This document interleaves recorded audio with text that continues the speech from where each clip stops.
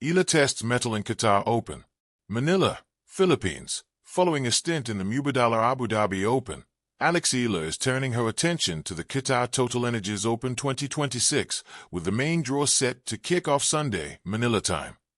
The Filipina, ranked world number 45 in the Women's Tennis Association, will face a qualifier in the round of 64 of the WTA 1000 event. The winner of the first round between Eala and the qualifier will take on either world number 35 Jacqueline Christian of Romania or world number 19 Carolina Muchova of Czechia. There are currently 8 qualifier slots that are up for grabs in the main draw. The tournament is headlined by world number 2 Iga Swiatek, who is the first seed. Also among those competing are world number 3 Elena Rybakina, world number 4 and defending champion Amanda Anisimova, and world number 5 Coco Gauff. Eala, who teamed up with Janice Chen in the Abu Dhabi Open doubles matchups, is not listed in Qatar's doubles action.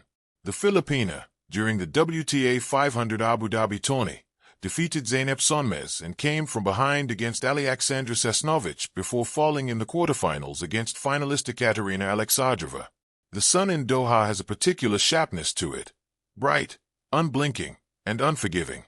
It reflects off the hard courts of the Qatar Open like a challenge, asking every player the same question: how much of yourself are you willing to leave here? For Alexandra Eala, the answer is never tentative. At just a glance, Eala does not command the court with sheer physical intimidation.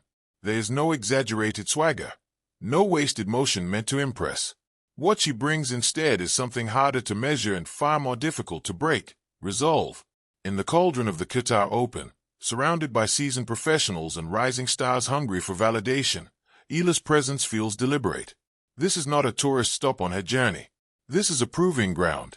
Each point unfolds like a quiet argument between belief and doubt. The ball travels fast in Doha, skidding low off the hard surface, rewarding precision and punishing hesitation.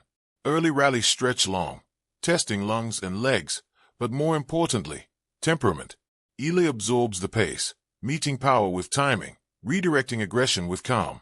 She plays not as someone overwhelmed by the occasion, but as someone curious, studying patterns, filing away tendencies, waiting for the smallest crack. Pressure arrives quickly in a tournament of this stature. A missed forehand, a breakpoint faced, the subtle shift in momentum that separates contenders from footnotes. When it comes, Eala does not flinch. She bounces the ball, sets her feet, and commits. Win or lose the point, the body language remains steady. Eyes forward, mind already moving on. This is metal, not loud or dramatic, but quietly unyielding. There is a particular beauty in watching a young player test herself against the game's realities. The Qatar Open does not offer indulgence. Experience matters here. Tactical discipline matters. The ability to lose a point without losing belief matters most of all. Eala learns in real time, adjusting her return position, varying her spin, refusing to be rushed into errors.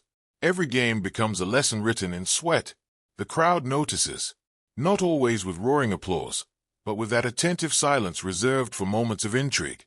They sense what is unfolding, not just a match, but a measuring stick. Eala is measuring herself against the speed of the tour, the weight of expectations, the long road that stretches far beyond Doha. As the match deepens, fatigue begins to whisper. Legs grow heavier. The desert air clings. This is where many falter, where ambition collides with reality. But Eala's fight sharpens. She chases down balls others would abandon. She leans into rallies instead of shortening them. There is courage in that choice, an understanding that growth rarely comes wrapped in comfort. Win or lose on the scoreboard, the true outcome is etched elsewhere. It's in the way she problem solves under pressure, in the way she refuses to give points, in the way she walks to the chair between games, not discouraged, but thinking. The Qatar Open becomes less about survival and more about self-discovery. When the final ball is struck, there is no sense of arrival, only momentum. Doha does not crown futures, it reveals them. For Eala, this tournament is another step in a long ascent, another test passed not by dominance, but by determination. She leaves the court carrying lessons that cannot be tallied in statistics. The desert sun sets quickly in Qatar, but its imprint lingers. So does the impression Eala leaves behind. A young competitor unafraid of the stage, willing to wrestle with the game's demands, and ready, quietly, stubbornly, to earn her place. In the end, the Qatar Open does what it always does. It tests mettle. And Alexandra Eala answers, not with words, but with fight.